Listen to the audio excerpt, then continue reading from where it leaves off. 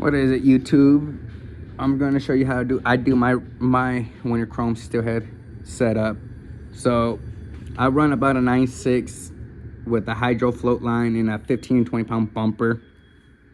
9.6 to 10.0 is a good bobber rod to start out with. I mean, you get away with the 9 foot, but 9.6 to 10, it's better line controlment. So here, what I did was I did my bobber stop, and I got my bead, and then from there I'm gonna run my 1/2 ounce float. So I got my 1/2 ounce float on there already, and then me personally, I like to add an extra little bead because it protects my knot for me from that bobber hitting on that swivel when you knot it up. And then so you got your 1/2 ounce bobber. I like to run one of these little pencil stick weights, 1/2 ounce. From there, you're gonna want to tie it. So you get the tying, got the tying down right. I do like maybe 5 to 6 wraps. I like to wet it to get a firm get, and then after that, you cut the tag ends. I don't know. You can leave. Oh, I just cut it, so I gotta redo that. You don't want to add no frictions in there, so we're gonna redo it, retie it up. So I got it tied 1, 2, like 4 or 5 wraps I did on that one, which is fine. So once I'm having a hard time tying it, but I like to wet the knot so that way you know it's perfect. So from there, you got your 1/2 ounce weight, 1/2 ounce float, and your bobber stop, right? So now here comes the real question right here with the beads. A lot of people don't want to show you this, but me personally, I run probably like a 3-4 foot leader. Cut it off. I run a size 4 or a size 2 hook, depending on my bead size. But usually, I run a size 4 hook, and from there I tie a little egg loop, just in case you want to throw eggs on there. Me personally, I don't run them. I like to run beads only. So it really don't matter for me. So I just like to run it because it makes your hook point stand right, you know? So from there, you just put it on. You got it right. Now here's the real question. A lot of people show you to run these. So right now, let's find a bead. So after I get my bead selection, let's go natural.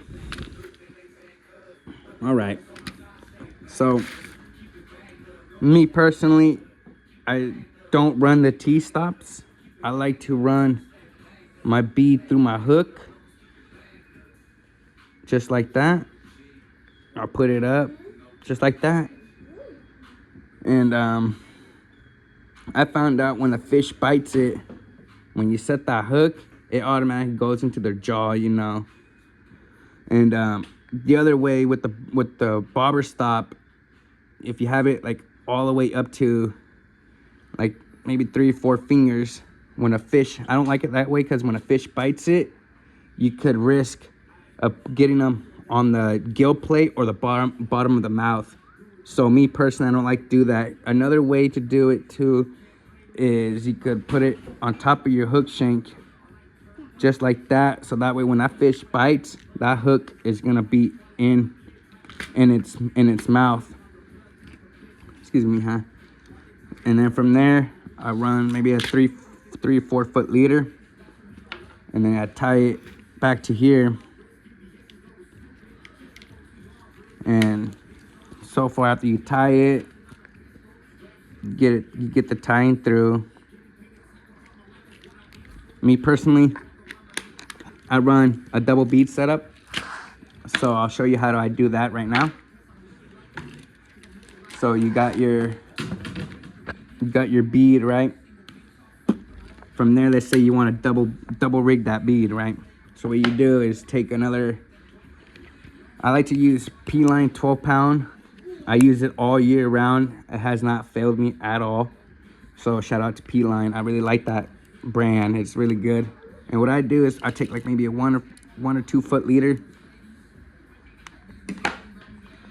get my size, another size 4 hook.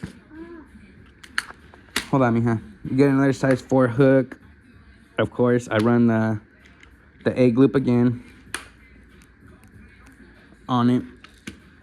And yeah, once I get this done, I'll show you.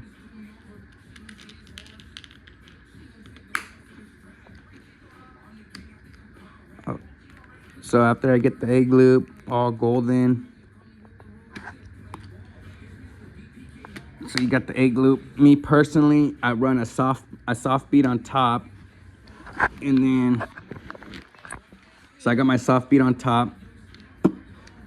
I like to run a size 6 or 8 millimeter bead on the bottom. So I run one of these.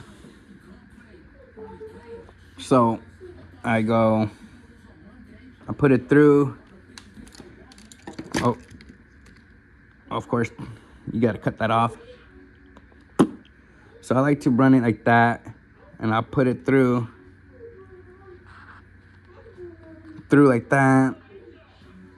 And I make probably 2 to 3, 4 wraps. 4 to be secure. I use my third fisherman's hand, my mouth. So that's 2. That's 3. And let's make it 4 to be lucky, you know? Oh, make it 4. Oh, see that? It got all messed up, but look at, bam, we're back in business. So from there, I like to tie it probably like 2 feet, like not 2 feet, excuse me, 2 finger points up. So you got your bead, you got your size 4 hook and your size 8 millimeter hard bead. And what I do to connect them to, I just do a standard fisherman's knot. So what I do is I just do a regular knot like that, and tie it down, of course wet it, and then boom, you should have, let's go from the beginning of the rig. So you have your bobber stop, your bead, your 1/2 ounce float, another bead to protect that knot, and then your 1/2 ounce weight to even that out. And then from there, I run a 3 foot leader down to my first bead, and then after that, I run a 1 or 2 foot leader, 1 or 2 foot leader down to my second bead, which is a pearl pink, one of my go-to summertime beads too, in winter, but it's a pearl pink 8 millimeter bead.